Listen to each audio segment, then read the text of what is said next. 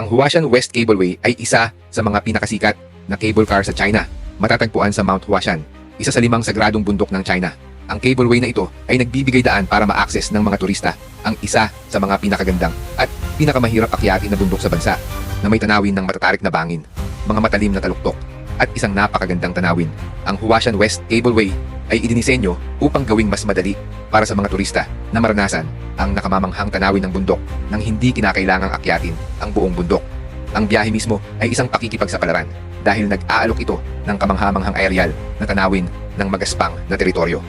Pagdating mo sa tuktok gamit ang cableway, maaari mong tuklasin ang iba't ibang mga tanawin ng bundok tulad ng East Peak na kilala sa mga tanawin ng pagsikat ng araw, ang mga templo ng Taoist at ang sikat na plank walk kung saan ang mga bisita ay maaaring maglakad sa isang makitid na kahoy na daanan na nakadikit sa gilid ng bangin. Kung mahilig ka sa pakikipagsapalaran at hindi ka natatakot sa taas, tiyak na magugustuhan mo ang karanasang ito. Nakapunta ka na ba sa Huashan o balak mo pang pumunta?